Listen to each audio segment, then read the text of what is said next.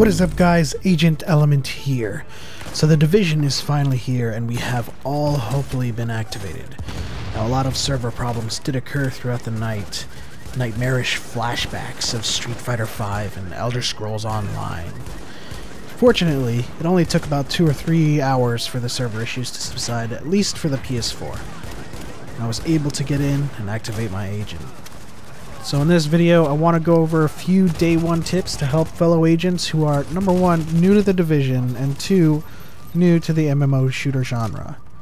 There are 3 primary role types in the game, which is grandfathered from the old MMO archetypes: DPS, healer, and tank. DPS roles are historically glass cannons, so all of the gear you will primarily want to roll with will increase your firearm stat, which increases your primary DPS, secondary, and sidearm. You'll also want to look at the gear bonuses as well, as they will usually come with plus critical chance, plus critical damage, plus ammo, etc. You can choose a happy medium and focus on gear with firearms and electronics, or firearms and stamina. If you want to be a pure glass cannon, you will invest heavily on just firearms. As a medic, which is the role I am inheriting this time, as I've historically played a DPS class throughout my MMO career, you'll want to focus on electronics, primarily because this affects the effectiveness of your skills. Now, I'm still playing through and I haven't gotten to max level yet, but I'm already seeing gear bonuses to the effect of plus ally heals, plus skill duration, plus skill haste, which I'm going to presume are going to be the biggest priorities for any medic. Skill haste especially deals with cooldowns. I'll go more in depth about all of this as soon as I've reached max level and have had a chance to go thoroughly through all of the skills, talents, and perks. Tanks, you wonderful little bullet sponges. You're obviously going to focus on stamina and electronics, primarily stamina for health, and second, electronics to increase your effectiveness with shield and tech skills. And definitely look for the plus health, ballistic shield, and plus exotic damage resilience. As far as weapon mods, I haven't come across the full breadth and depth of the mods available, but I can already see reduced threat is a thing. So that's going to be definitely important for damage and medic roles. Now for leveling tips. First, don't buy anything. I guarantee you will want to save your money. The first thing you'll do, and what I've done in games like this in the past, is try to have the best weapons and best looking weapons early. Especially in a game like this, people have their favorites like the M4 or P416, but don't spend your credits. You'll get gear naturally from side missions and main missions. Further, the gear will be replaced easily as you level up. This is probably the most obvious thing for most veterans, but for anyone new, don't be tempted by that lovely looking M4 that increases your DPS by 200 to 400. It's going to break your bank. So how does leveling work?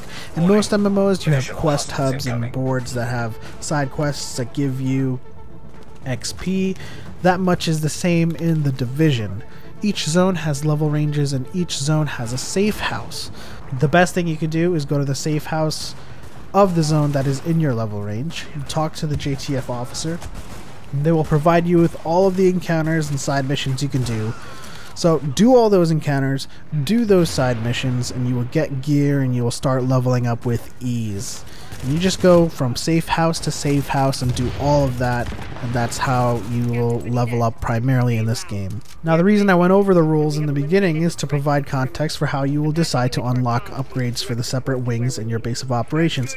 It's best to know first that so that you can put your supplies to good use to unlock the skills you need to be efficient. The way I'm doing my base of operations is to unlock as much of the medical wing as possible so that I can be a great medic, security, or tech for DPS and tank. But know your role and plan out your wings. Right now, as early as level 14, I have unlocked support station and defibrillator, which will add highly to my value as a medic who can revive from range and do an area of effect revive and heal. So going forward, I'll be heavily investing in plus skill haste and plus skill duration and plus ally heal. So know what you want to be so that you can unlock all of your upgrades and choose your perks and talents early on, so that you get a feel for the playstyle of that role. As for the Dark Zone, this is the second best place to get the greatest weapons and gear, and I don't mean from the vendors. Go here when you are at least level 10, take out some baddies, and extract that contaminated gear. It'll be some of the best items you can get at early level, and it's just fun. Make sure to bring your friends. These enemies are super tough. DZ alone is stressful and bad for business. I hope that helps you guys. I'll be back with some more videos on The Division, especially after I reach max level and have had a chance to go through all of the talents and perks of the endgame, especially when I start doing the endgame incursions or raids. And so, let me know what you think in the comments below, as well as what kind of information or types of Division videos you'd like to see from me. Like and subscribe, and as always, Agent Element out.